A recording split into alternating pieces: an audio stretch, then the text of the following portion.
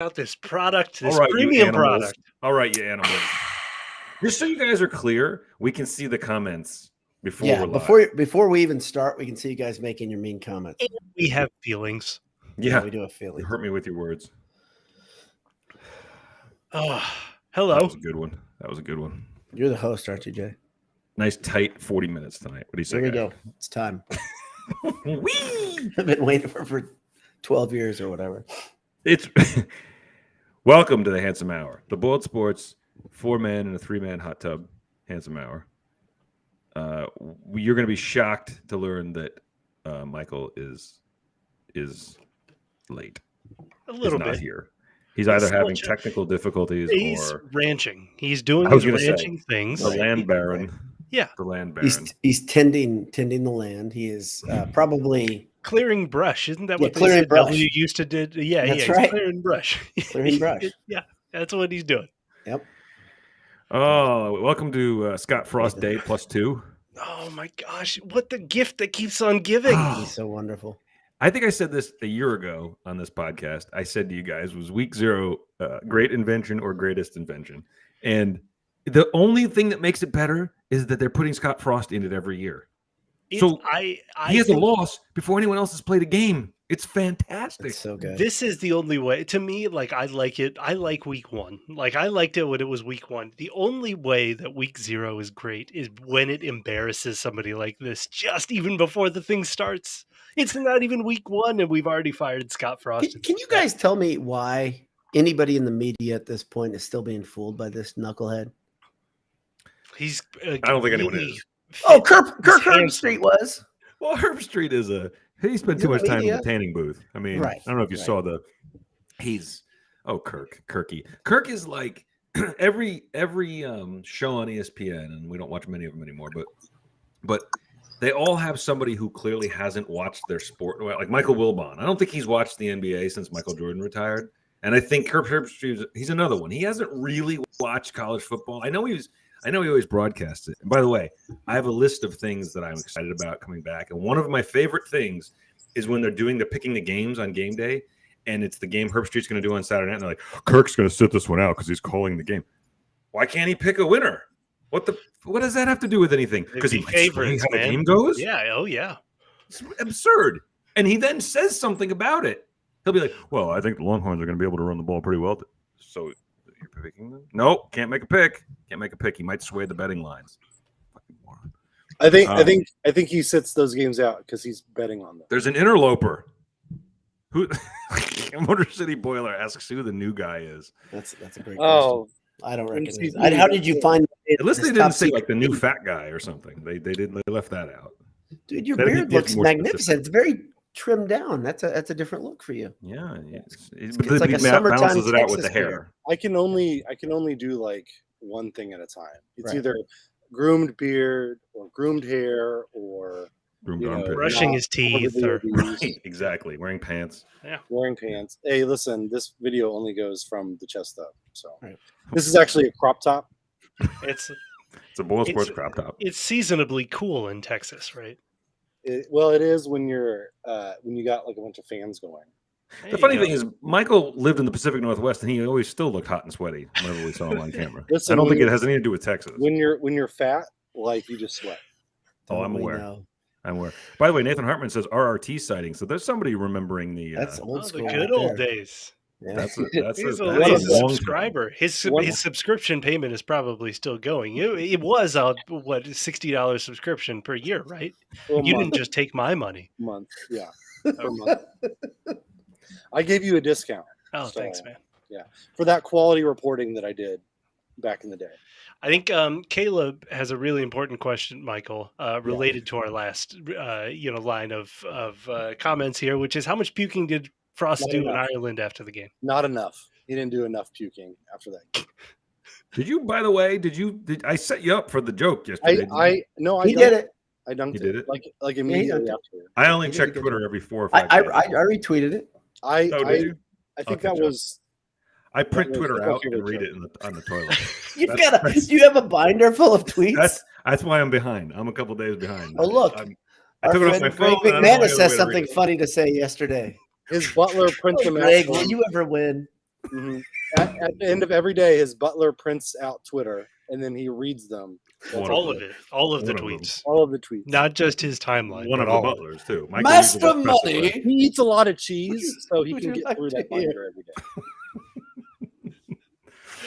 Oh, is Nathan Hartman taking a shot? I feel like it. I feel like that was I right. don't This know. has been around a I'm while, but his starting beard to- only so- has a few. Look, So I'm starting to that get one it. You hurts can me already more you than can you. already see the Fantastic Four right here. The little streaks on the temple. It's coming into the beard. It's rough, Man, I'll tell you what. Your feed, though, from where I'm seeing, it looks like black. It looks jet black to me. It's strategic shadow placement. Very I can good. see it. Very I can wise. I can switch. so Michael, we started off before you joined us talking about how great Week 0 is to begin with, and that it's been only better the last 2 years because they've been sticking Scott Frost in it. It's like a little gift.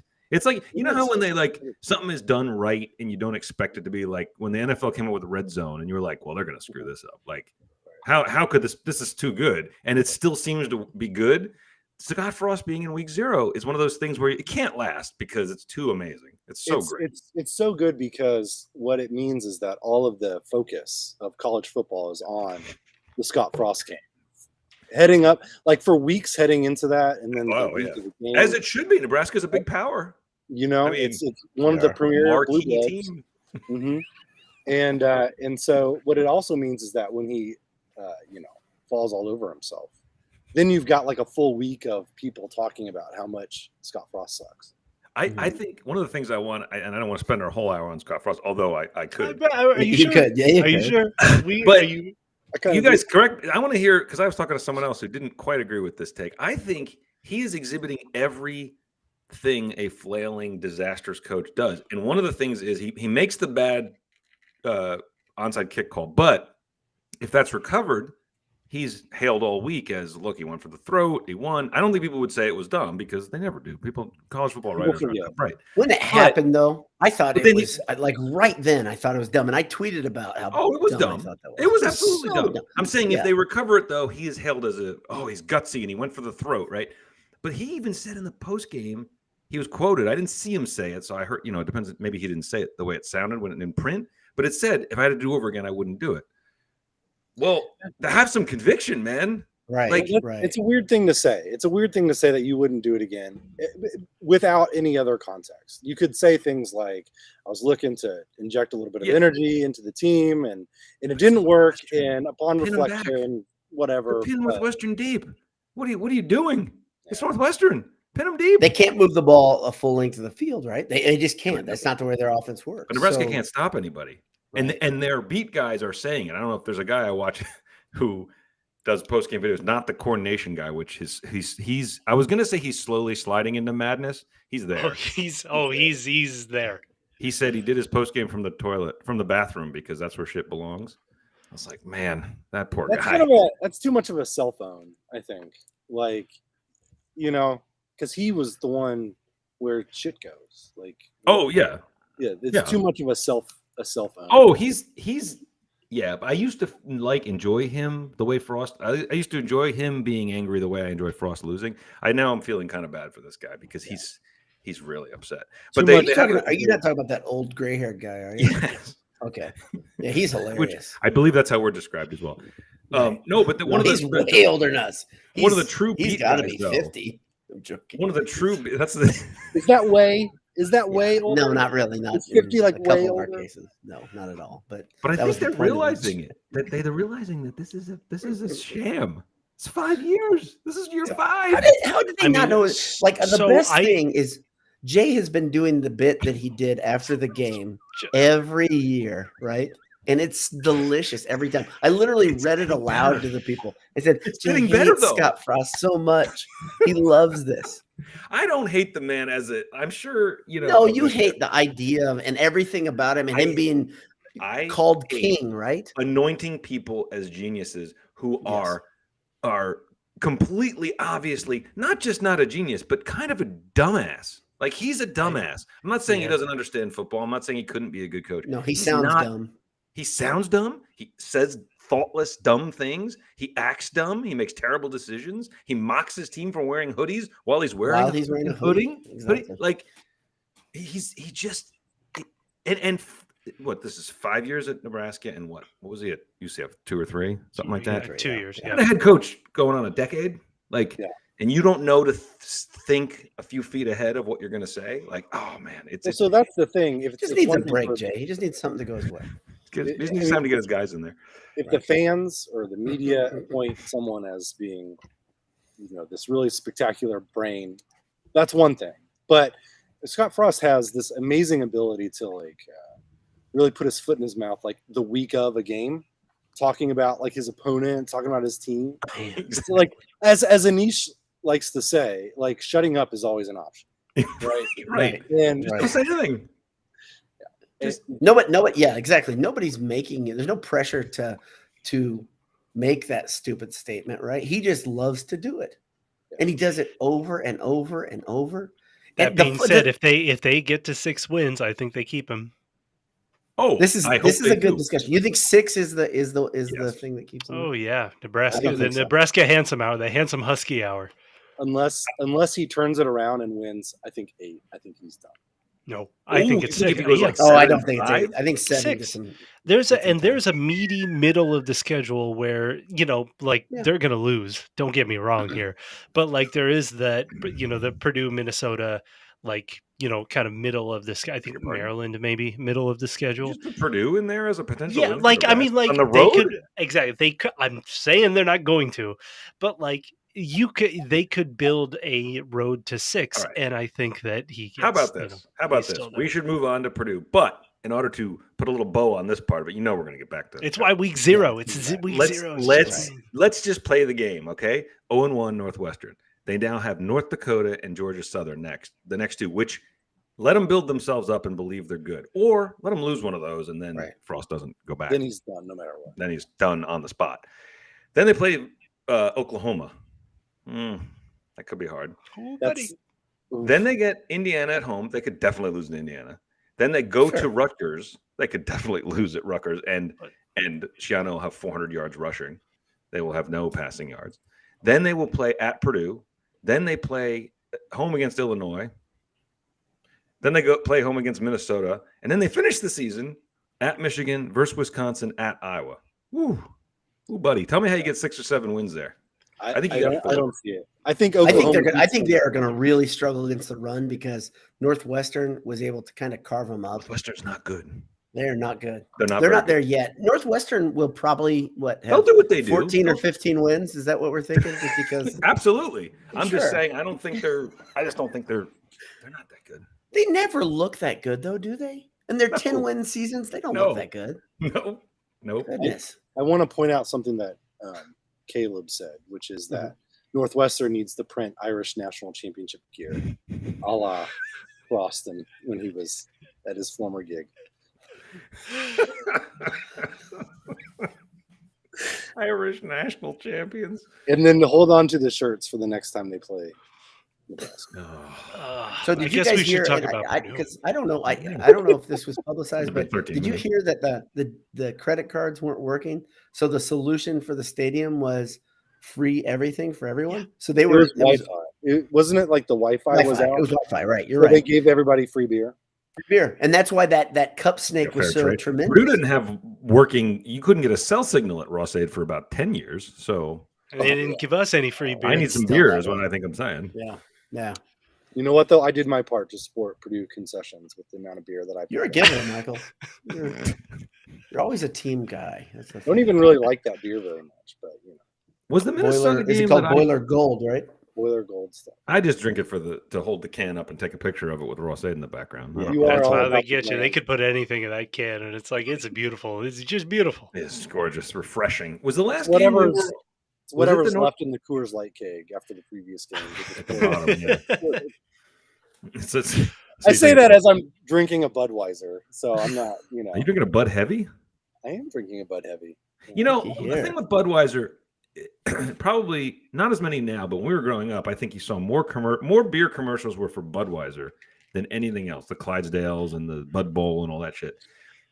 But I never knew anybody who bought Bud Heavy and drank it. They bought Bud Light. They bought, my dad drank Michelob. I never knew many doubts, man.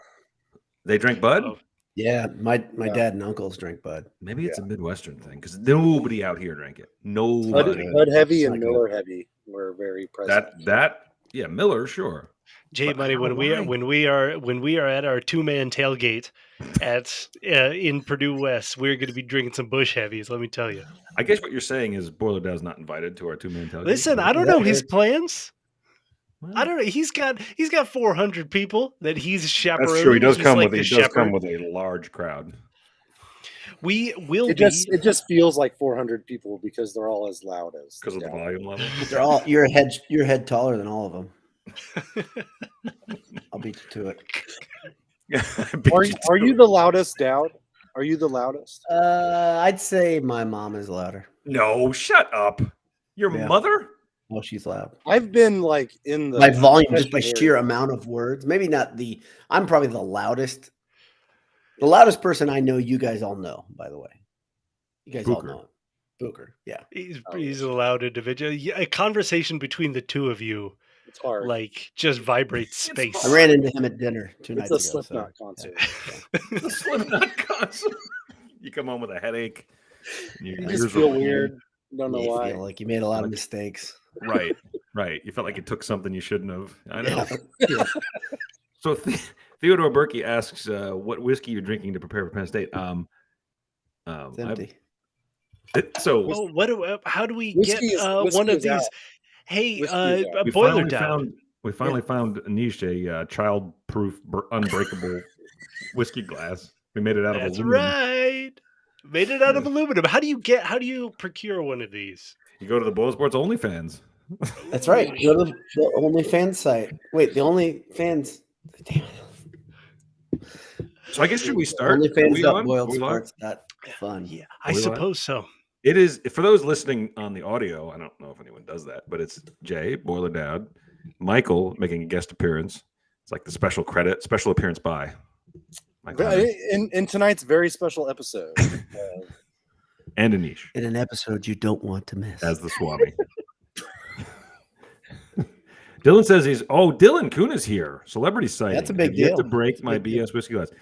One of the many things I love about Dylan is that his profile picture is wearing one of like 5 Boiled Sports hats in existence. He's wearing. That's awesome. Limited edition. So, I've already explained to Dylan that he's got a hug. I've got one ready for him. It's coming his way when I see him this week. We will be here. Boiler Dad. We're going to be at Purdue West. I assume from like 1 o'clock until like really? Game time. You guys get there that early? Because I don't think it's going to be that early. I don't think I land until after that. It might be like 2, but like J Money lands midday. And like, what are we going to do? Just hang out in Indianapolis? We're just going to come up here and figure it. Come up to West Lafayette, figure it out. Michael, there's still time for a Thursday for me to fly up on a Thursday. Yeah. See, I find it easier because I'm not necessarily super on a weekend. Affordable right now, Michael. That's true. Yeah. Well, Michael probably has a plane out back because he's got all that land. It's like an airstrip. You're trying to make like he's an oil man now, isn't he? Yeah, I'm trying to slough it off on you. Jay has like held the burden of the rich one for years, and he's trying to. I know, and now we have 2. We'll take one. Now we have 2 rich ones. The working class over here on this side of the screen. Look at this. We're the ones working for our money here. You guys just have a money tree and an oil spout in the back. Life's easy. Listen, I don't mess with oil.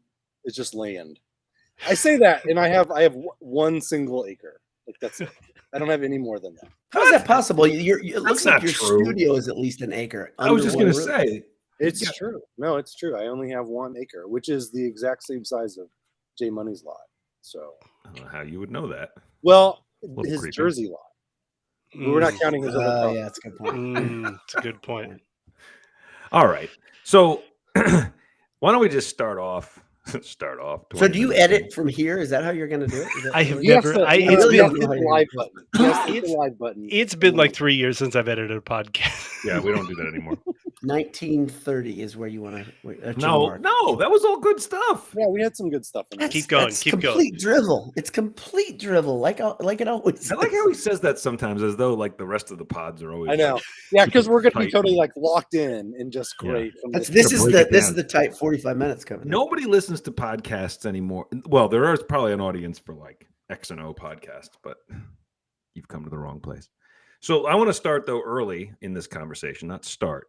Instead of doing that thing where we wait till we're like an hour and 30 minutes in to do this, I want to go right now. I want to go hard. I'm going to go ham. I want everyone's season record right now.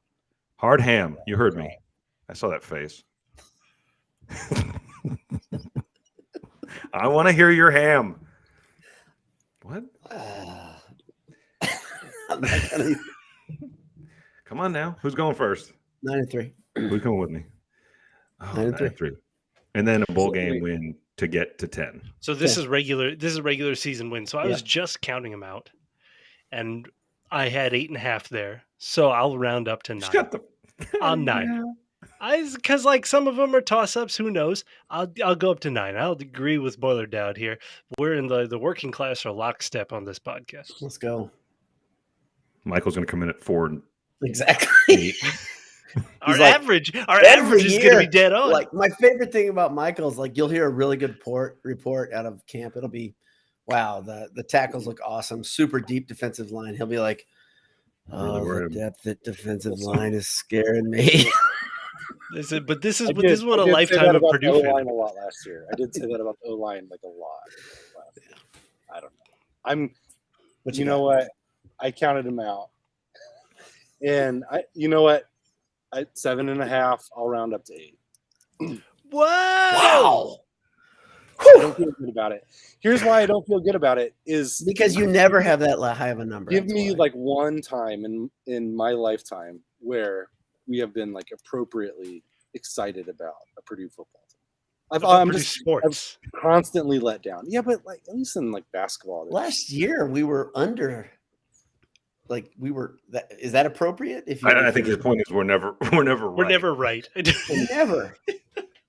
I think we thought. Yeah. If you tell everybody that's listening that we're never right, they're going to stop listening, right? They all think anyone who's listened to us or read anything already knows. We spent the first 23 minutes talking about ran into us on like a tailgate knows that we don't know anything. It's just objectively wrong decisions here.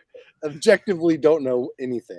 I don't know. I mean, I don't know. This team is talented enough to scare me into being more optimistic than I usually. So before we go to the next prediction, what's the talent that you're most excited about that makes you most scared that you actually are buying in?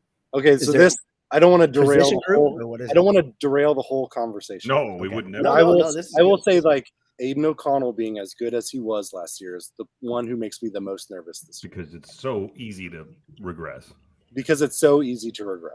And you've got the trope of a guy that gets married, right? That never works out well. That never works out. We all know what happens to guys who get married.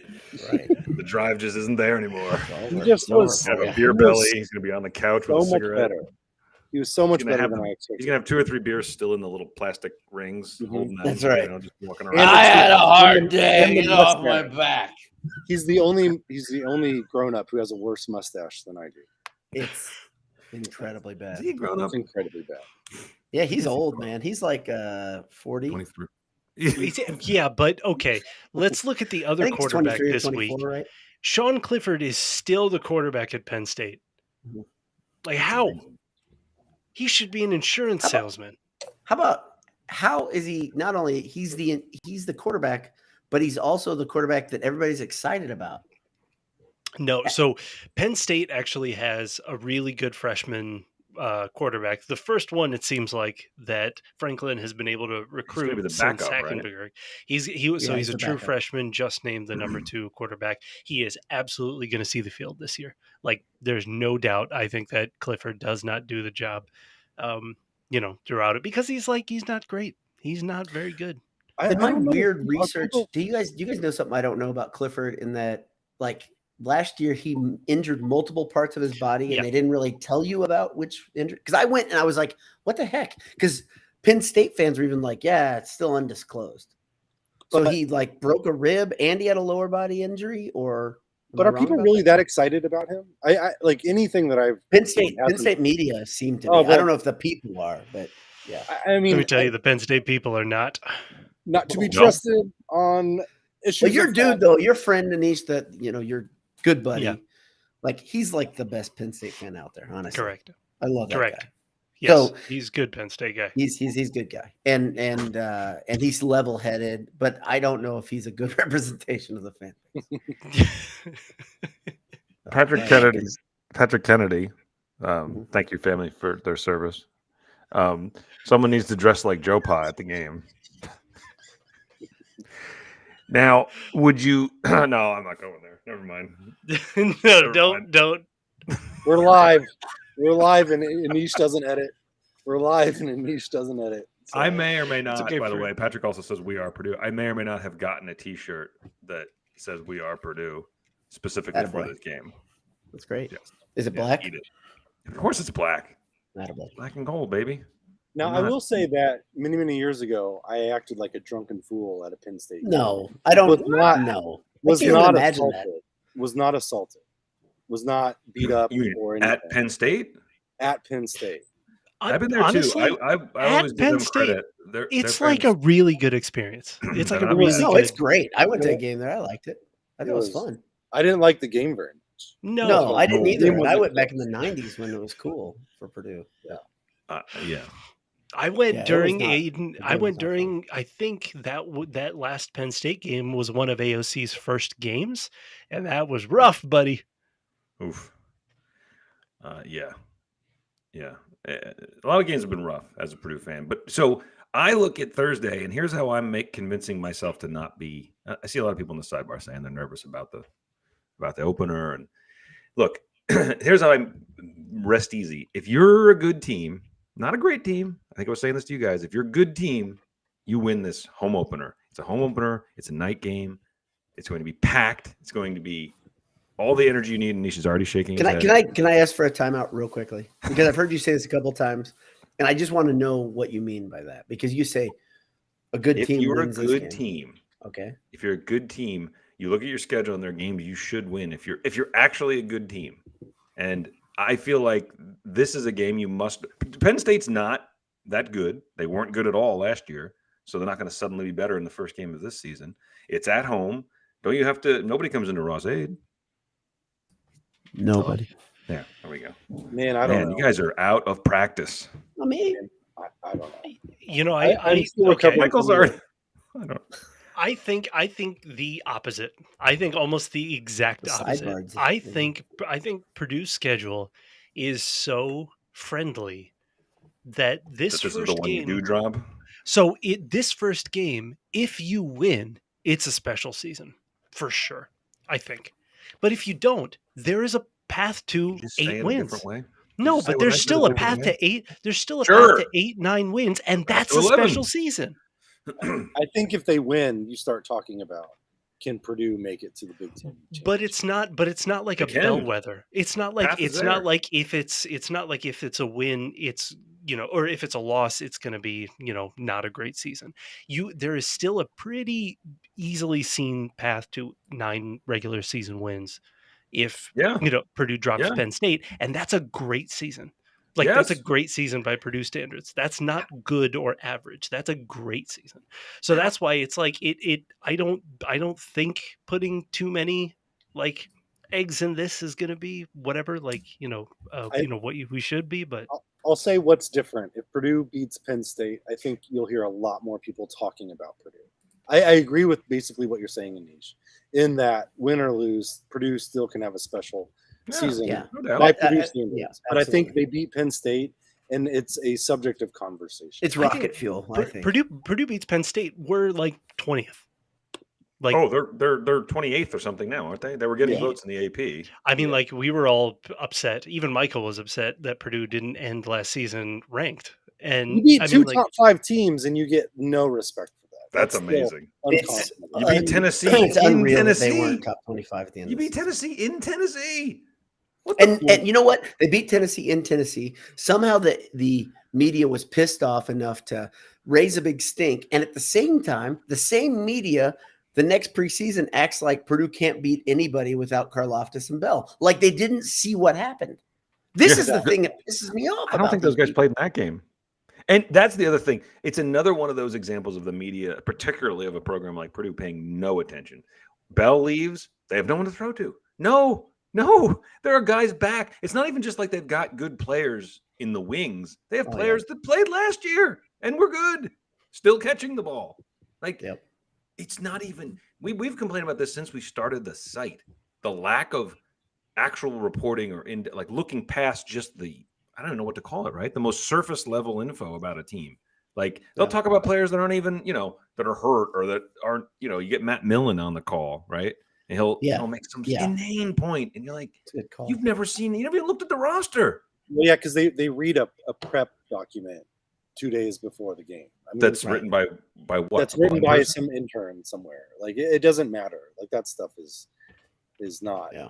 They don't take this stuff very seriously. So I don't think that Thursday's game, which by the way, I was again going into another Purdue season, spending an inordinate amount of money traveling to these Purdue games. It's going to be great. I'm in. I'm all in. Can't wait.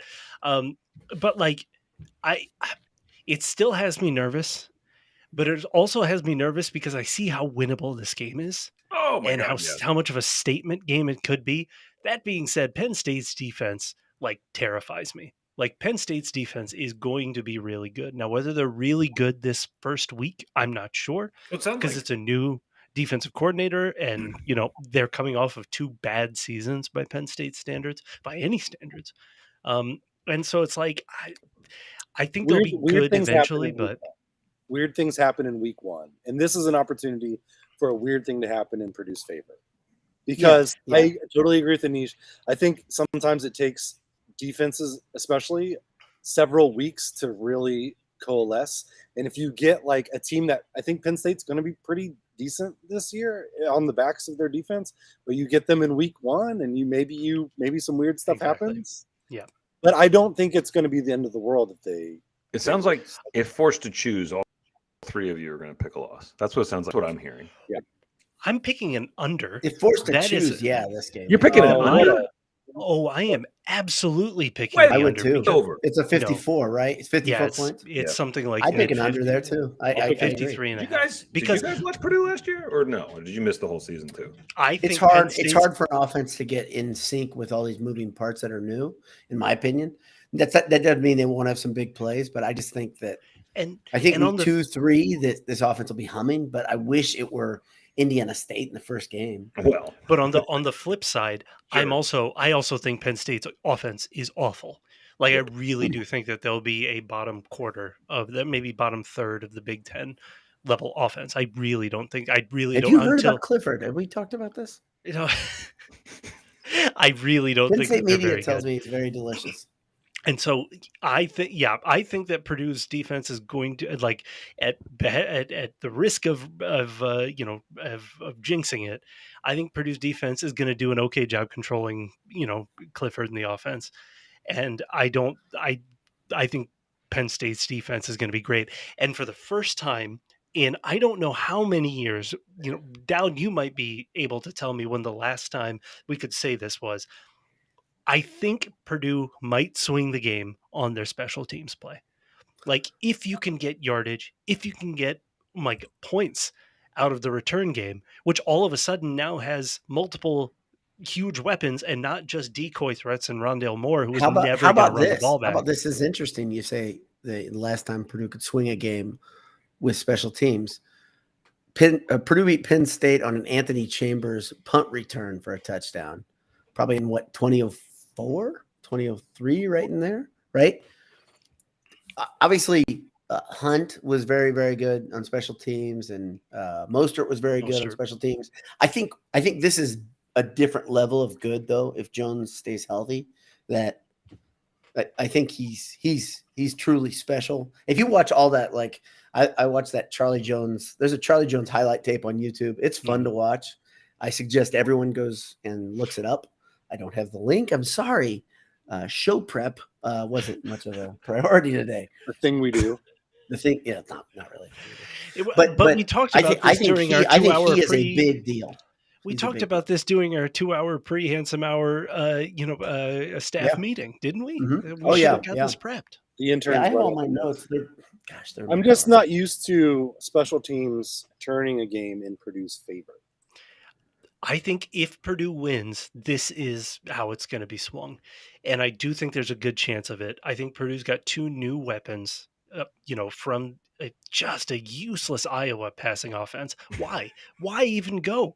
Why would What you go a to Iowa waste of a It's program. like going to Air Force if you're a How wide bad receiver. did Ferentz waste Jones and Tracy? How badly Just a did he waste of a those program. They won a lot of Absolutely. games. If you're a big corn-fed boy, go to Iowa, block. You'll have a lot of fun. Yep. If you're an offensive, or if you're a tight Long as you're end, white.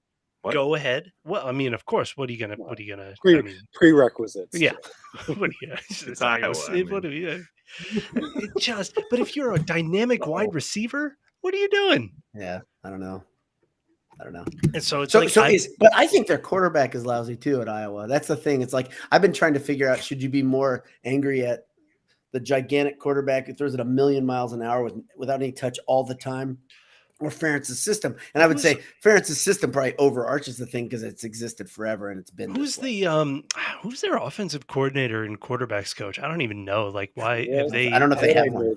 Okay. Yeah. I'm sure that a ton of resources and a ton of creativity, a ton of hiring, outside of the, family trying to get the Iowa family, not, that's, it's just it's an overarching fact that there are multiple not the people specific at the same family. Yeah. I mean, like every major sport features a head coach and his sons. His idiot sons, head coach and his idiot sons.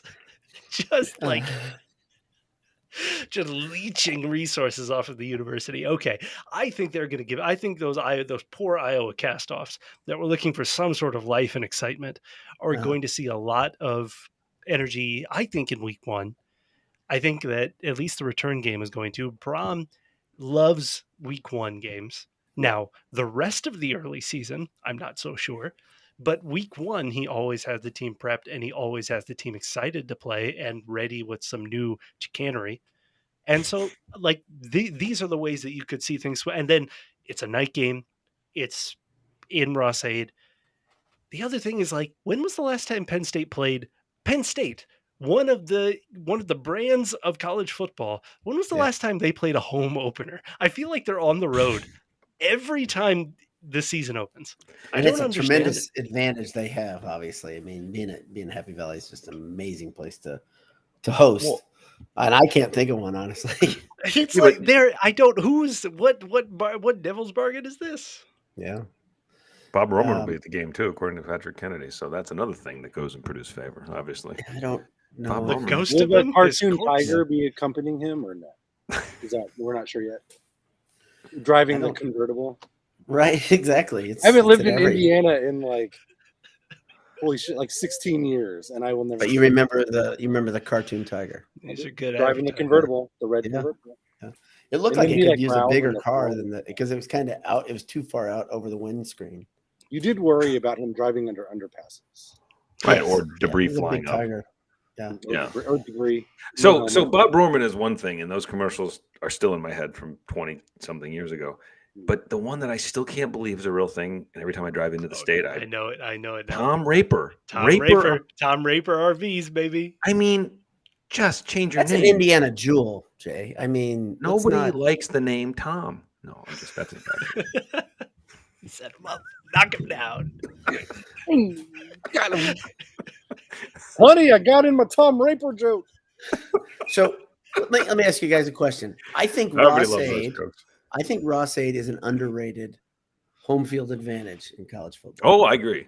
Okay, we've go ahead. You're making a point. Not during the Hazel era, but no. But Purdue fans will. The no one comes into Ross Ade joke has lived long enough now. It's made its way all the way around the horseshoe, and it's back at the other end. Yep. When it was empty, the wind advantage was huge. I mean, that cross breeze. Well, plus, the deadening silence was unnerving to the other. Right. Team. Yeah. What quarterback can concentrate under that much silence? Anyway, how much of a point swing is Ross Ade for you guys? Yeah, I mean, it's the standard 3.5 probably, especially in the night game. It was an underdog last I lived. 3.5. 3.5. Yeah. Is it 3.5 or 2.5? Is it 3.5? Yeah. Well, as of right now, it is still 3.5. The average is still 3.5. That's Okay, so that's basically Penn State by a touchdown with home field. Mm-hmm. And so you're talking pretty much like a one-score game. That doesn't seem too crazy. No, it's not crazy. But I think Purdue's going to score points, and I don't think Penn State's going to score a lot of points. And if they do, Purdue will have scored a lot. So the question is, like, Purdue has a ton of weapons on offense, but some new ones, right? So what sort of mistakes are they going to be able to avoid making on Thursday? Because the game might swing on special teams, but in my opinion, it's going to swing on turnover difference. Mistakes. The nice thing about AOC is that he generally, or knock on wood, like he generally avoids them, right? And I think that's what endears I don't know, him man. to Brom, There's a couple games where he was interception prone. Again, right? it's early, yeah. But he's never had the full confidence of Brom until the second half of last year. Right? That's an interesting thing about what that psychology does to a guy. I think it's a good question. I mean, he's the guy. Right. There is nobody like that's the other thing is like it's the flip side of what you were saying earlier, Michael, which was like what one injury kind of derails the season. And it's like it's AOC, right? Because there is nobody behind. Like Brom has such confidence in him, and Brady Allen is 1 year away. Again, not that he probably can't step in and be okay, but like that's the difference between a fine season and a great season. Right, is that you kind of have to have for the first time in again how many years the injury luck kind of has to go your way. Maybe Brom's first season actually the injury luck went pretty well. Very much went their way that year. Yeah, no one got hurt. No one got hurt. Everybody was in sync. It was like maximizing what was left after the Hazel era, and he got him to 7 wins. And he got him to 7 wins. They were so thin that year. They were so thin. They were playing with fire every year, every game. Pardon me. Every week. Right. And so it's like you're hoping, right? You're just kind of hoping that everything stays. But the fact is that other than David Blau, like I don't know, like he was the last person that Brom had this much confidence in, right? Mm-hmm. And so that does wonders for I think he's got more confidence in AOC than he did. I think he does too. He does too. The other part of this, which is it's not great for this game because it plays into Penn State's strengths at linebacker, but like Payne Durham is going to be a second round draft pick, maybe first round, like late first round draft pick. Depends on the year. I think he could be a first. He's going to be one of the best. He's going to be maybe the number 1, number 2 tight end, recruit in the NFL, or I mean, NFL. Nobody to throw to. And so it's like he's you combine this, like mistake. He avoids mistake, but he likes making quick decisions with a safety net who catches everything. Yeah. Right. Well, and with Miller out, Brock, like Payne is going to get more and more. Who's the third one? He's the second tight end. Like Purdue does Pifferi, have Pifferi. Have we determined how to pronounce his name? Nope. He's only been on campus for 6 years. Like how do we at 6 different positions? Like how do we Yeah. Payne Durham, Golden by the Black way, says Pifferi, so I guess I got to go with that. But Payne Durham, incidentally, author of my favorite highlight from the Music City Bowl of the Tennessee players in no mood to try to tackle him. Molasses run is he just ran and they're running along like. His account of that is awesome because he said he saw the guy that was who was trying to club the ball out. He said he could see him out of his periphery vision, and he said he kind of covered it, and then he felt him. Huh? Pifferi vision? Sorry, go on. No. And he just then he did this. Get off. You're tiny. You're a little guy. Exactly. You can't knock the ball away from my giant. But I'm going to push this guy away with this. It means something different. It's different, guys. It means more. It just means more. It just means more. Tackling drills don't. But no, tackling drills mean nothing. Gosh, that was so great. You know what means a lot to Tennessee's coach? Hot dogs and snacks. Hattie B. General pork. Boy, and somebody was making a comment on the side, and it is pretty hilarious that Purdue owns Tennessee the way they do in every sport it seems that they play. It's awesome. But and someone else commented, and they said that their daughter, I think, or niece, somebody's going there next year as a freshman. And they were like, "Oh God, help me!" No, you know what? It's going to be fun there because the basketball program has been good for a while. Football is going to be with Hooker and Heupel. I think it was good. Purdue got them at the right time. I'm thrilled they don't have to play them this year, because I think they're going to keep getting better. I think they figured it out as far as Tennessee can figure it out, right? Yeah. They were another one I used to greatly enjoy, and still do if they fall on their face. But Heupel, fine, nothing. How do you go from being a highly tuned athlete to looking like you've never seen a weight room in that short of time? Well, quarterbacks, but on the flip he side, looks like the Shmoo now. It's wild transformation. Like, it's radical. I don't know how you do that. Like, it goes from nose and it melts right into his nipples. There's no shape. But on the other, on the other side, you adapt to your environment. Scott Frost looks as fit as he did when he's on roids, brother. A triple option. Except for some grizzle, he looks like he could still play. Yeah. So maybe it's the inverse of like coaching ability. All you're doing is spending time focusing on gains when you should be watching tape. Yeah, watching tape, eating finger food, before you know it. The Matt Painter's philosophy. Enjoying. Hey, grab me something fried. I don't care what it is. It needs to be warm and in here. I'll be in here. There's always like fried beef, mostly empty bag of Funyuns on the desk. I get it. Yeah, I think I'd rather have a coach. I'll be honest. I'd rather have a coach that wins than one that looks like he could kick your ass.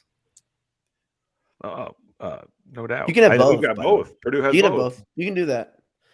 But the one who just uses PEDs all the time. Looks like he's got heavy hands. We had this conversation last year. Like, it used to be. We beat everybody to that, by the way. We used to talk about we talked about this a long time ago. Who would you want to fight? And it used to be a because we were afraid of Mel Tucker. Yeah. And Mel Tucker joined, and it was like, Mel, there's no. Everybody's playing. Men with shorts on the sidelines. So what are we thinking?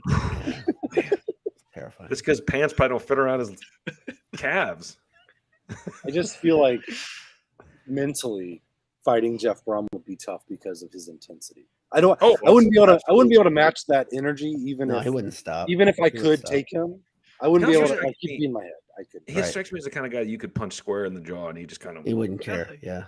No. Thank you. And he's like, put him in the face and he would like get the blood on his finger and then like lick his finger. And then you're just like, oh well shit. I didn't realize I was hand fighting the predator. So it'd be like a WWF match, right? Where he's just like coming at you, like shaking his head at you. No. And he's just like, and there's like no one else around. It's just the two of you, and he's right. He's getting the crowd up. Yeah, you can't mess with that. Like, it would just be in my head. Okay, he got Purdue to 9 wins last. Let's say they win between 8 and 10 this year. Let's just throw it out there. After the bowl. Let's say they win between 8 and 10. They won 9 last year. Will he have met every expectation you had of a coach at Purdue? Yes. Oh, for sure. Okay. He may be like it's so fun because the potential is there every year, right? They might let you down a little, but they could do it now.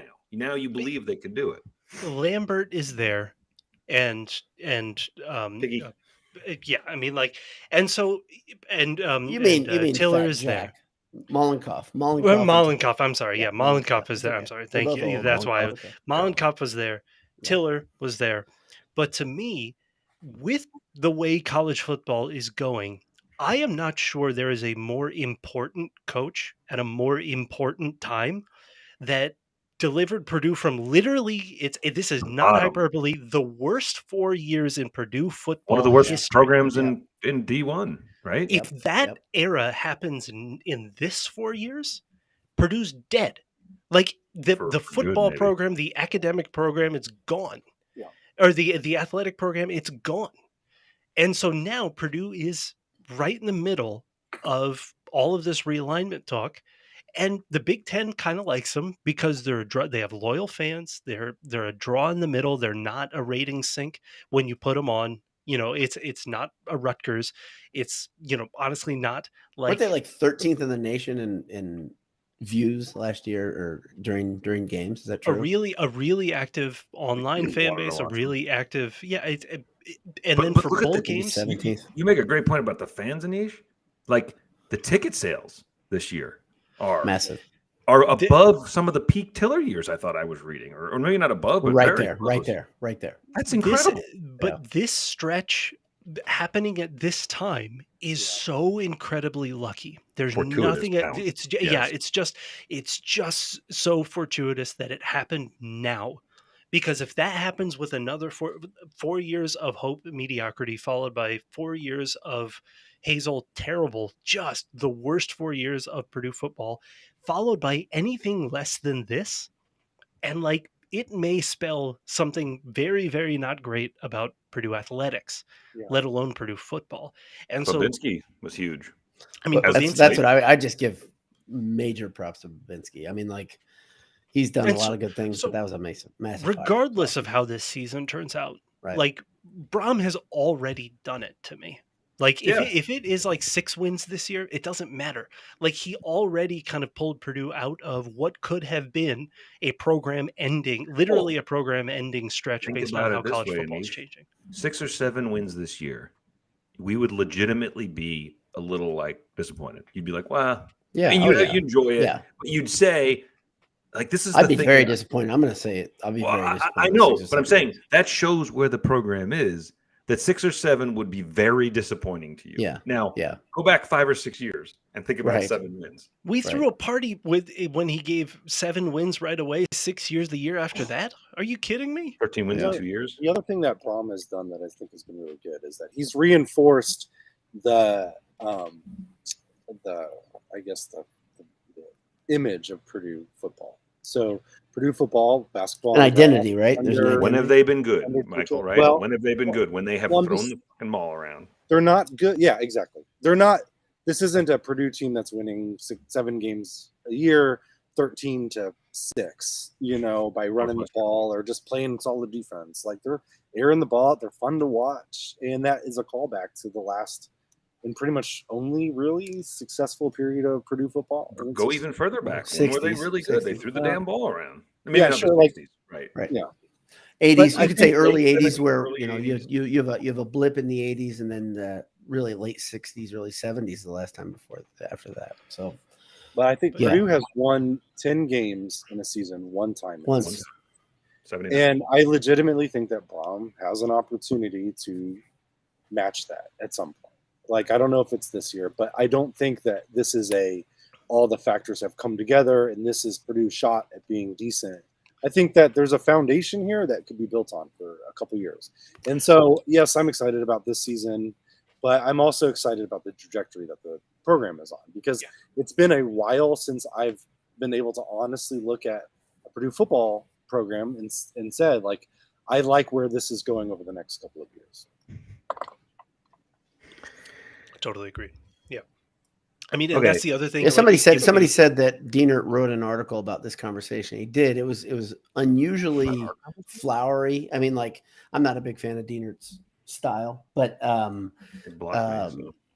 don't know if he does a ton of research, honestly. But he was extremely from the gut, just from the gut. Yeah, but he was very, very complimentary to the point where he said similar things. That the idea of Brom saving Purdue football.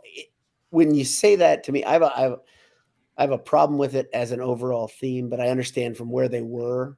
I mean, like, statistically, they had cut off all recruiting. I mean, Hazel done his very best to just burn the place down. And the other part of this, like, everything else about him aside, Mitch Daniels did not want to invest in football, in athletics. He didn't.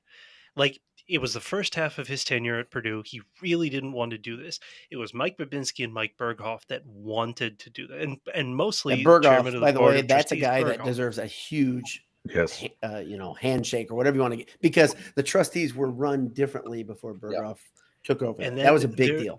And I think what probably did it was showing Daniels the financial impact of having one of the most embarrassing Power 5 football programs in the country. I mean, like, and just the amount of money, prestige, reputation, advertising that you're leaving on the table by having an embarrassing product out there. If you're going to play, you must be this tall to go. Like it. And well, what he did, I think, is that he broke this false choice that Purdue had set up for itself, which was either we have to cheat a whole lot to be good, or we don't cheat and we suck and we'll be fine not cheating and sucking. And I think the thing it's like, hey, listen, you can still not cheat and you can still put a good product out on that field. That's a false choice. Like, you don't have to have that thinking anymore. And the other thing is, we are not the Auburn fan base. Like, we are not the Tennessee or Nebraska fan base. Yeah. We want 8. We want 8 fun wins. To believe it's 7 possible. Fun wins, and that's it. You know what I mean? It's like, you put a fun product out there.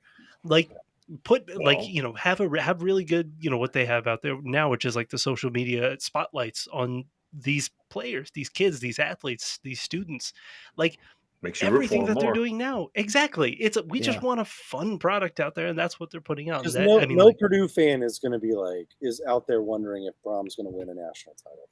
Nope. That's not in the realm. And if we're being honest, really, we just want to maybe compete for the conference. You want to compete for division, maybe the division. Well, that's Purdue makes it to Indianapolis. I think somebody earlier burn Indianapolis down. It would be ridiculous. Honestly, because I think all of us have said there was at one point we were like, they're not going to get to Indianapolis. I think all of us said it at one point, either during Hazel. It might never happen. Right. But now I think all of us said they could go to Indianapolis this year. Oof, during Hazel, it was like pipe dream. Like you're watching a different sport, I think is how this year, though, the crossover is this weird first home game on a Thursday night, the first primetime game of week 1, home against a Penn State team that is not, on their surest footing. Now, they may get there at the end of the year again, like we said, but it's like this weird opening game. You don't have they're your strongest crossover by far. You avoid Michigan State, you avoid Michigan, you avoid Ohio State. And you're playing the East, or you're playing the West. Come on. I've heard people say that. Did you see this on Twitter? Somebody said it. Maybe they're in the margins here. If they are, raise your hand. But somebody said that Purdue's Big Ten schedule is almost the same as Iowa's last year. And it just set up Iowa so well, even though Iowa didn't play a great season. Purdue is a team that I think has a much bigger upside right now looking them than Iowa did last year. And man, Iowa, they were in Indy. So they were in Indy, right? They won the West, right? I don't know. It's just a waste of a program. Who cares? You don't care. Yeah. All you see is blah when you see that Hawkeye on the helmet. Just awful. No, Purdue killed them, and Wisconsin, of course, went. Right. Oh, that's right. There we go. But they should have, right? They started 6-0 or 5-0? Here's at least. Oh yeah. They started something like 6-1 or something, or 5-1, I think. Or no, did Purdue deal them the first loss of the season because they were number 2? Yeah, they were up to number 2. Yeah. So if Purdue beats Penn State, if Purdue beats Penn State, what's their first loss? The next game, let's say it out loud. The next game is Indiana State. After that is at Syracuse. Shout out to Dino. We love him. We love him here. Still love Dino. Oh, buddy, it's not going well. Homecoming, Florida Atlantic, and then October 1st at Minnesota. They're due. I feel they're due too, Jay. I'm with you on that. Give me just 8 regular season wins and a win over Minnesota, and I am happy. Jay, let me wax poetic for a second, and let's continue this. So they're due. They beat Minnesota in Minneapolis. You and I are having a good time. Next week, it's a 45-48 victory over Maryland. All right. Then they go. They welcome Nebraska into Ross Ade, and they beat them like a effing drum because they've got an interim coach. You're 1, 2, 3, 4, 5, 6, 7-0. 7-0, Jay. Heading into Camp Randall. How do you feel at that point? Well, Purdue is that team that you've always wanted them to be. When has a do or die game against Wisconsin ever gone wrong? Yeah, they were 6-0 at that point, weren't they? I don't want to talk about that game. and no, they were 5-0 in that game, but 5-0, number 5 in the nation. Correct. Oh, this at home. This would not be that. Why are we talking about that? What's Wisconsin in this scenario? Why'd you bring that up? The funniest part was Wisconsin would be like 3-4, and they'd beat Purdue by 40 points. That's what would happen. I don't know if I will live to see a Wisconsin win, so I'm just going to mark that down as a sharp. So I'm going to say that's a victory at that point, because that's. Then you have Iowa in town, and then you lose at Illinois. What? Yeah, that's probably how this goes, if we're being really honest with each other. But I mean, the game to circle is that Wisconsin game. Oh, hell yeah! Sure. That's the West right there. The only way that this schedule could have been more friendly is if that was a home game. It's Minnesota. I would add the Minnesota game, but that's the stretch right there. Or if Wisconsin's football program was disassembled. That would also be a more friendly schedule. And the other thing, it's Minnesota. What is it? Minnesota, Maryland, and then Wisconsin. And so Nebraska. Nebraska in there too. Yeah. The problem is 3 of those 4. We're not counting. That's a tough stretch. at Minnesota, at Maryland, versus Nebraska, at Wisconsin. It's a tough stretch, and I think those Maryland's 3 road sneaky games. because I think They are. Tunglavile. I think he can light the world on fire, and I think don't sleep on Illinois, boys. I beg your pardon, Steve. Oh, don't sleep on Illinois, comma. Well, yes, okay. That's now I get grammatically. I wouldn't sleep on any boys. Yeah, here at Loyal Sports, we care a lot about grammar. Yeah, we're not Penn State fans. What? So to go back to Anisha's question, I want to go back. I want to actually address this. He said if they beat Penn, or was it you? He said if you beat Penn State, who's your first loss? If they beat Penn State, it could be a lot of wins before they Purdue lose. takes a dumb loss. Purdue takes a dumb loss. It's so one of the questions. Yes, they. So you think so? That Jeff Brom pulls a Jeff Brom last year. The Jeff Brom loss. They didn't last year, which is the good point. Yeah. Which is the good point, Jay. So I think Maryland is the game you got to keep an eye on. Absolutely. I'm kind of like, because again, like Dowd said, it's going to be in the 40s and 50s. Like it's going to be the second, third best Big Ten quarterbacks again if they both stay. Can you imagine how fun of a game that would be if Purdue came away with a victory in that scenario? Because everyone's watching that game. Purdue would be like 9th, and I'm not kidding. Oh yeah, they would. It would be wild. But the week before again is Minnesota. And it's just that clash of styles. Minnesota wants to run. They want to just bleed the clock. PJ Fleck is doing. They have to beat Fleck. Brom is a better coach than PJ Fleck. Tired of this. Here's something else that I could see happening. I view the Minnesota and Maryland games as fairly close to toss-ups. Mm-hmm. I could see Purdue potentially dropping those games. Of course, you could. Dropping to Wisconsin. I'm not surprised. And then finishing by winning out. Yeah, sure. Yeah, Iowa, Illinois, Northwestern, Indiana. The most Purdue that's 10-2, friends. The most Purdue scenario here is they beat Wisconsin and Iowa, probably the two toughest. Think about in that scenario, Michael. In that scenario, that's a bad scenario. They win the bucket. Yeah. They beat Wisconsin. They start with a home opener versus Penn State. That's a heck of a season. I mean, honestly, it's like like 8 wins the bucket. That's kind of my point. Right. That's kind of my point. Is that Purdue can sort of lose a couple of these toss-up games early in the season. Right. And the schedule is so friendly that they can still have an incredibly, not just a recovered season, but an incredibly successful. Wow, this is probably one of the best Purdue teams that we've seen this century types of a season. I mean, this is the opportunity that's in front of this squad. So let me ask you guys, how about this? Here's another question. When you look at the schedule, and I'm going to go ahead and I'm going to remove Indiana State just because I'm going to do it, okay? What is your worst potential loss on the schedule that you would be like, that would piss me off really badly? Like, I'd be very angry if they lost that game. Nebraska. Okay. Oh, right. Nebraska. Honestly, but Minnesota would make me mad. But Nebraska's not the worst loss. I don't think you could have on here. I really don't. I think Illinois got spunk. I think I think Illinois is going to be solid. Oh no, there's an. I mean, so we're ignoring the bucket, right? Because I think that's it. State. I mean, Syracuse would make me angry. Syracuse would make me there's nothing worse than a good team losing to a bad IU team. Yeah, especially at the end of the season, if you're capping off, you're just playing for bowl position at that point, right? Yeah, that would be pretty bad. Well, there might be more at stake. There might be a trip to. I mean, guys, exactly. Put it out into the world. But that's the kind of spoiler loss. I'm ready to put it out in the world. Imagine having 10 wins with 2 games left. Imagine being 10-2 and having the Big Ten championship and a whole game. That's actually possible. I know it's not going to happen, but it's actually possible. It's an easy schedule, and that's probably what breaks the most in our favor. How about this? I don't care. I would please give me the easy schedules. How about exactly? I do not want your trials and tribulations. No one remembers. The trials and tribulations. It's all about who wins. I hate that you got to beat the best. No, screw that. Give me the worst team. Clemson never beat the best. But here, this debate is all about perspective and getting over a hump. Purdue needs to get over a hump in the football program right now, right? Mm-hmm. There are lots of them, right? To get to 10 wins is a hump. To beat Minnesota is a hump. To beat Wisconsin, these are all things that Purdue really. Big Ten title game. Yeah, there's a bunch of them. All those things are things. But let's look at the other side on basketball, right? Because we've talked about this before. We're all good about. Let's take all comers, right? Let's go through the toughest teams. Let's see if they can get to the Final Four, because honestly, like we're one of those programs now.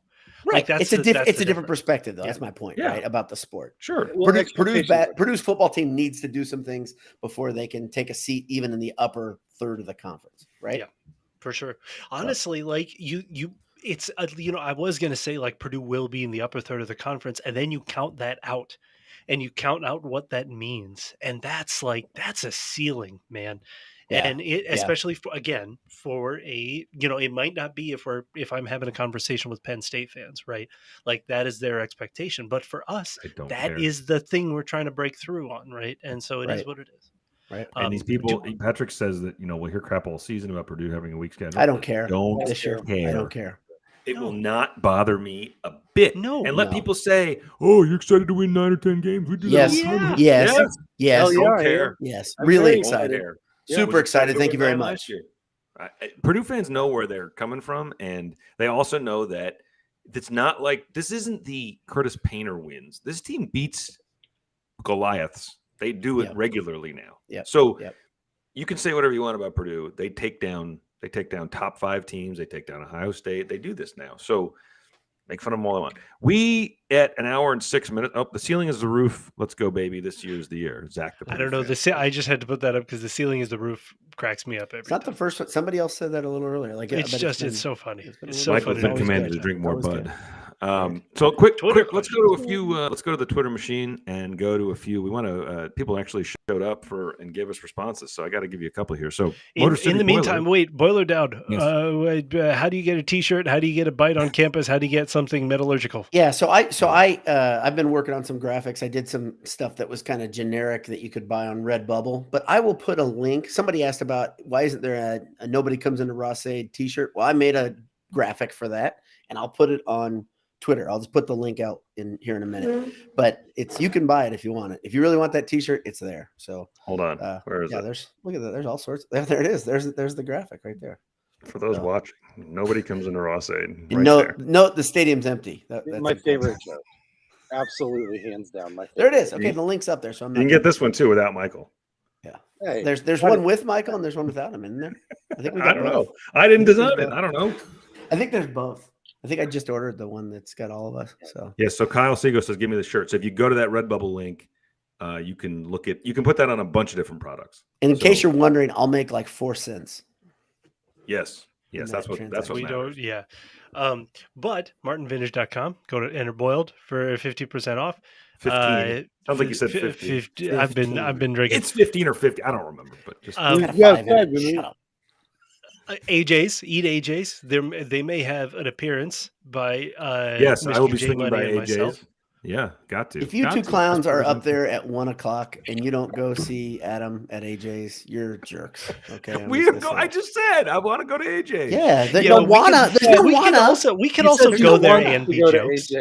I think we should do a live pregame for AJ's. I'm good with it. Are you guys are both coming to 3 in God's country, or is that at least 2? I likely will. Anish will be at all of them.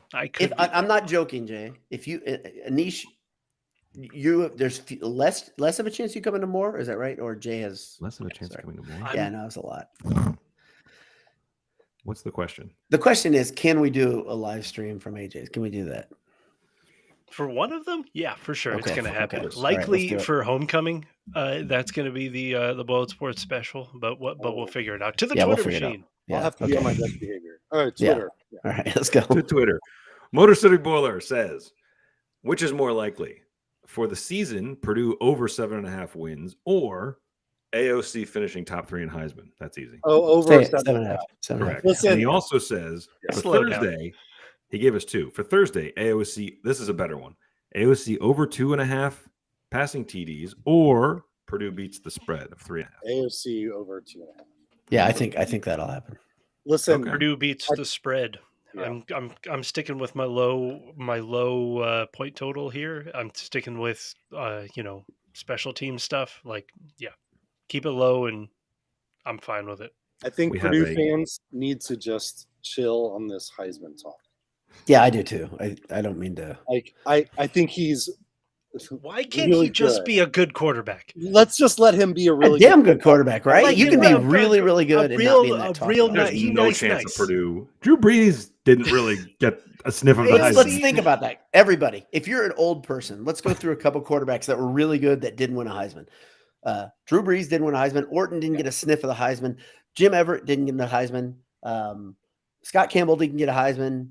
Mark Herman didn't get a Heisman. Do you want to go outside of Purdue? Peyton Manning didn't get a Heisman. Yeah, exactly. And these are good quarterbacks. So yeah, Andrew that's Luck. not. And it'll be okay. Like it'll be great. Oh, of course. Phenomenal. Yeah, Curtis Painter painted something. A masterpiece. How dare you? Painted a masterpiece. So I'm going to bang through some of these. Kevin Spry, without being asked, gave us a haiku: husking a corn cob, winning a one-score contest. Frost can do neither. That I watched the highlights. I tried to avoid actually watching in real time. That onside kick. What is going on? Man, was that great? Oh, so great. Look at this genius outsmarting himself. Anyway, enough of the Nebraska. I see my Jared, my pal Jared says Rob Henry didn't win a Heisman, and he's great. He didn't. He didn't. He got robbed. That's a faction. Yeah, totally. Scott Frost did win a Heisman. Ooh, no, he did. Wait a minute. Caleb just says he didn't, but he did win a national championship. I thought Frost was a Heisman winner. No. He didn't win. He won the national championship. He didn't win that. Yeah, I think that's correct. Okay.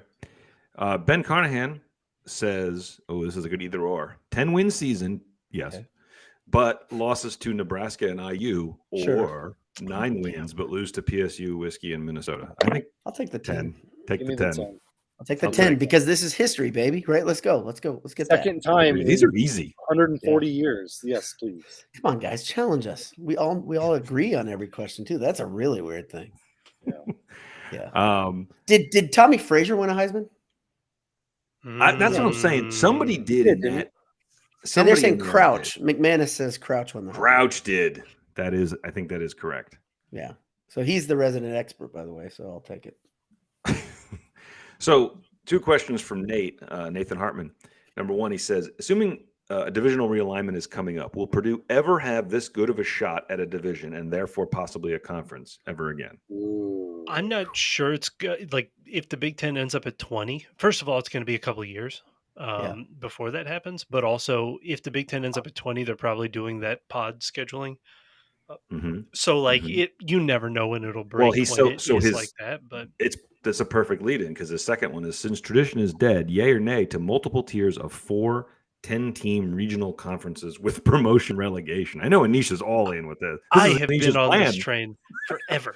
It's the way to make all of this fun, especially for those. It would of us be very who fun, and that's the thing. I think it's the one thing most of you guys probably know my feelings on soccer. I think it's the one thing soccer gets right is relegation.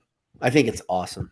So they've got 2 things that are awesome, which is the relegation fight is just as intense as the fight at the championship fight, right? And they have multiple meaningful tournaments during the year, like playing for multiple meaningful trophies. Yeah, that's pretty cool. And so you're never going to get that latter one in American sports. That's not going to happen because we are idiots and we only care about the one trophy. But like promotion relegation, all you're doing is making another playoff, and that's really exciting, right? And so I absolutely do that. Ooh, Anish, put Ken's comment up. Where does Purdue peak in the rankings this year? What a great question. That's a good question. I love 17. I'm going to throw out 17. I think that's a great number. I'm going to go under. I'm going to say 13, 14.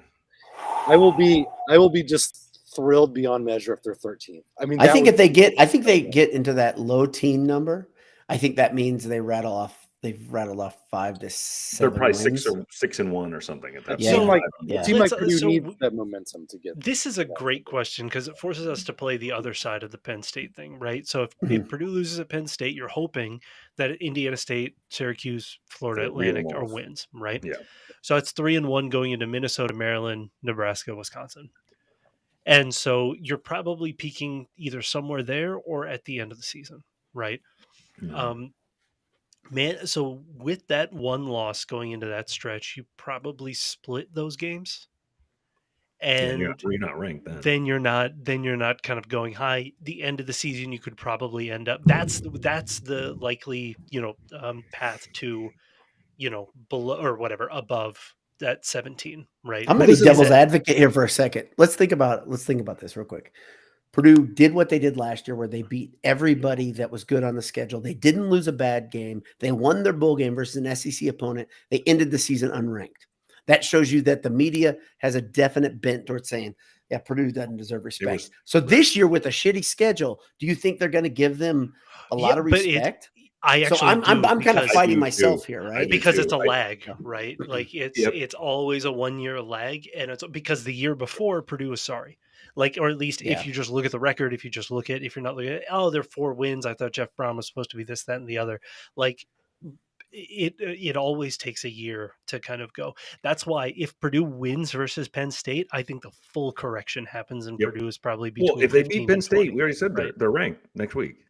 I think they're like top 20 because it's going to be the full slingshot correction. Yes. Right. So let me play this. Please, let's play this game for 1 second and just humor me.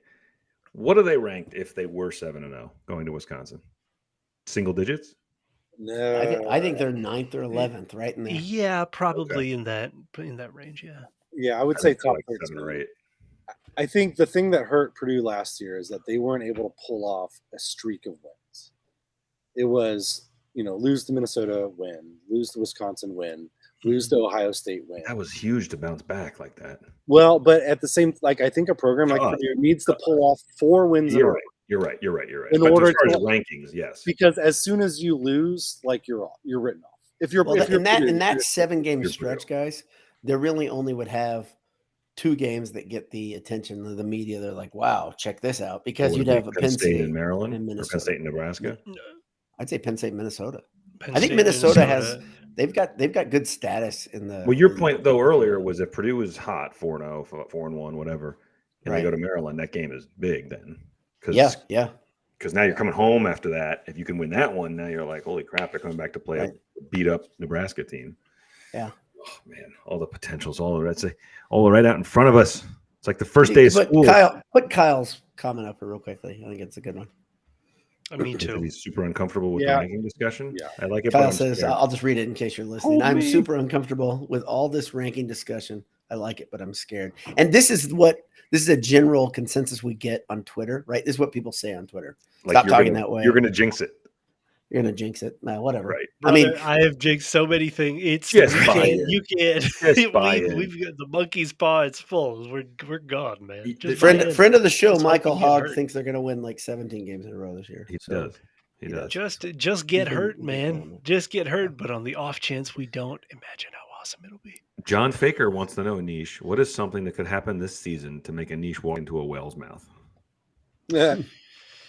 Oh man, I mean, so 6-7 wins going into the bucket and losing. That's rough. That's just going to be rough. I will again. An injury timeout in the first quarter of the Penn State game. Yeah, that'll do it. That'll do it. I'm going to tell you though, to me, the greatest quarterbacks always come out of an unexpected injury. I mean, I'm not kidding. It seems to kind of happen. Sure, especially in the NFL, right? So maybe that's when Brady Allen comes up and just the golden arm is like Brady Allen, Tom Brady, same. Well, that's the year. I think the last game I was in Ross Ade for before the world ended. Please don't even talk about it. Don't even talk about it. That's what happened. There was back-to-back injury. No, sorry, same play. Play. That was Hummer and Moore got hurt, and that's when I departed. Remember, I just left. You did. You just disappeared. Yeah. I was You're like an old pine cat. You just left. I just walked out of the building. Super Irish goodbye too. You kind of slinked away, right? Oh yeah. Oh, I didn't announce I was leaving. I said I was going out to get a beer or something, and I just left. Going up for cigarettes, and we never saw Daddy again. I walked all the way back to the car and just laid in the car. I'll be right back. I was like, I'm just going to take a nap. I was like, what can I do to tune this out? I don't want to talk about this anymore. This is bad. Correct. Let's go to more positive questions. Good. This is another fun one. We've kind of already. Well, no, we haven't quite hit this one. Rob Packet Voice says, looking at the schedule this year, which game will Purdue? This is not very well written. In which game will Purdue become bowl eligible? Hey, 1 second before we go. So this is an interesting story, guys. Okay, this is a very interesting story. Rob lives in Alabama, I believe. Okay. Rob's a Purdue alum. I was in Dunkin' Donut in Fishers, Indiana. He heard me or saw me, and he came up and said hi to me. I'm sure. Heard. So shout out to Rob, because that's a pretty long shot of a meeting, I think, but I thought that was interesting. So I think that's a good question. Yeah. Iowa, baby. You think? Wait, what?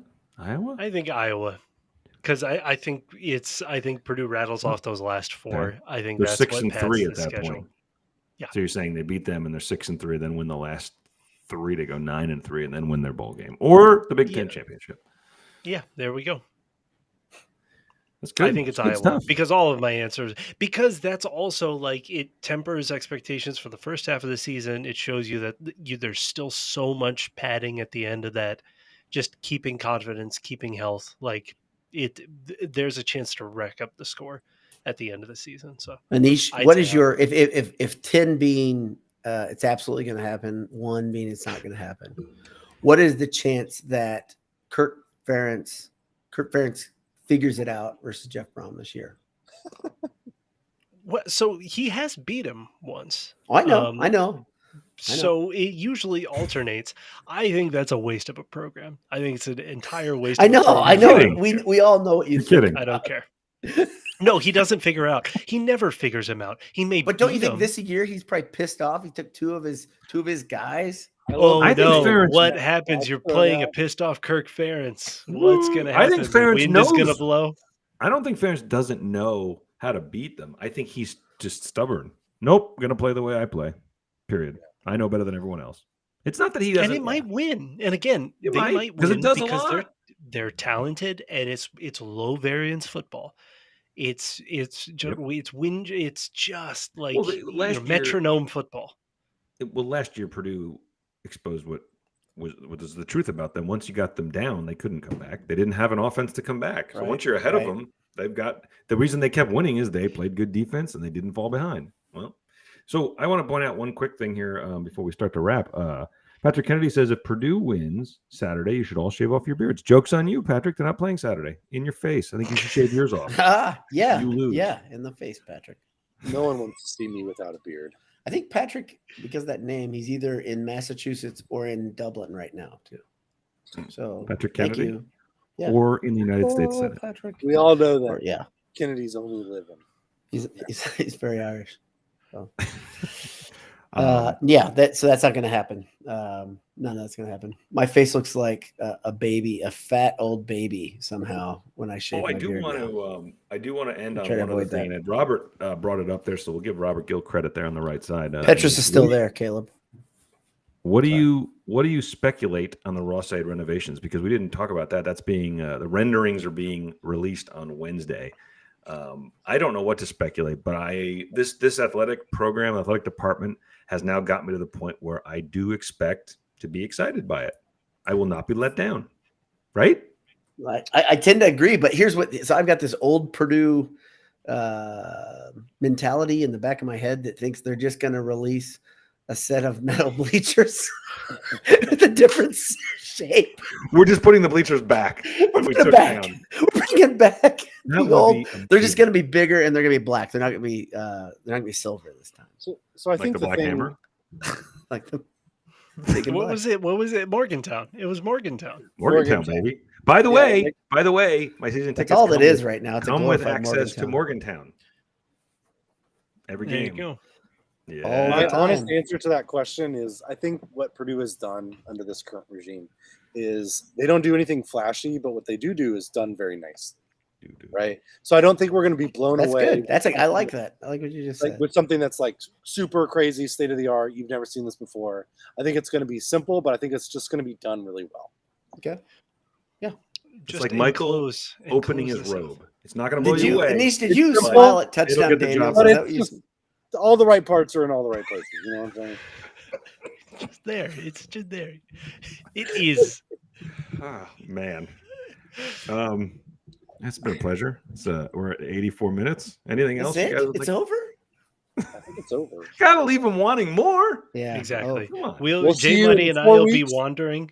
J Money and I'll be wandering campus Look most for of the tall. day. Look for the tall non-white and Anish, as we've talked about, very popular among the middle-aged ladies. Ladies love Anish. And this is not a bit. This is not a bit. This is not a bit. This is a real thing. People, and not just ladies. I mean, we're teasing Anish. Everyone loves Anish. Anish is very recognizable. No, No but one the ever ladies recognizes me. love People hear Dowd, they see Anish, and every now and then I've had someone say they recognize my voice, but they don't ever know me. So that's probably good, actually. You're like Clark Kent. Yeah. Yeah. And Michael's just an apparition. I'm just also there sometimes. When I'm not puking in the bushes. So let me just. Nathan did say 84 minutes. I will give him credit. He said 84 minutes at the beginning was his, I guess, over under. So we almost hit it. Yeah. Just to be clear, I want to be clear because what Boiler Dad likes to do, I'll say something's going to happen, and then the next week he'll be like, "Well, you weren't really that clear that you really."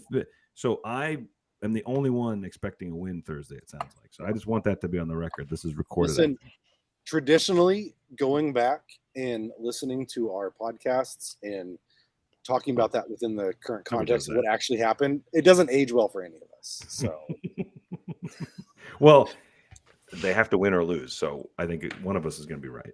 So 8-9 overtimes is in the cards against Penn State. Yeah, that's a whole other podcast. But shut up, NCAA. Go back to something better than the 2-point conversion contest is worse. It's more likely to lead to a 5-hour game than just playing the overtimes out. Yeah. Play overtime, mandate 2-point conversions on the touchdowns, and you will end the game quickly. But I like OT. I have to admit that. I like it. But not you realize now after two overtimes, you then go to just 2-point conversion contest. It's terrible. No, it's not fine. How many plays do you have? So that's official this year. That's a 2-point conversion. 2, 3? No, by the time you get to that point, it's a coin toss as to who the better team is anyway. It's just exhaustion. The whole thing they're trying to avoid is what they're playing right into. Yeah. Yes. Yeah. So stupid. Robert Kill's not traveling from Ohio to see them lose. I think J Money and from New York, me and from Pittsburgh, we're in, man. We're in. Good. Boiler Dowd all the way from Fishers. All the way. Straight there. I won't even stop to go to the restroom. No, of course. Can you do that? No, I don't stop. I wear a diaper most of the time when I go to Purdue games. He's like that astronaut's girlfriend from I don't think that should be part of the renovation. Like a broken shout record should be part of the rendering. Oh, man, what a gift that would be. Yeah. You could put in aluminum bleachers and it's and a no historic shout. Tradition, guys, dating back to 2000 and dating back to the awful era of Purdue football. It has been around since Hazel, right?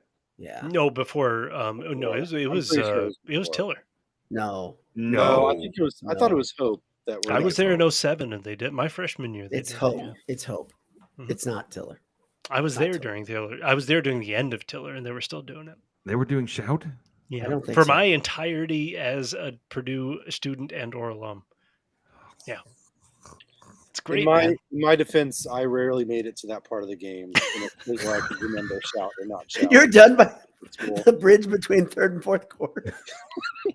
I was done. Goodbye. I left a couple games in the first quarter, my friends. So when I was there, when I was a freshman, there were some people who would throw parties at halftime. You'd leave and go to a party, and that's like, well, I guess you didn't go back. Football was ancillary at that point. Well, before they built the cafeteria between. Nathan Hartman confirms what Anish says, but I'm gonna not believe both of you guys and do my own. I know. Reject your reality and substitute my own. Right. I guess you know what though. By the way, if it was Tiller's last year, I'll stick with my lousy era of football. I mean, it was 06 was his second to last year. 07 was his last year. Bad. Yeah, it was not a good. Let's celebrate with a new fun tradition. Boiler Dowd's mom will love this one.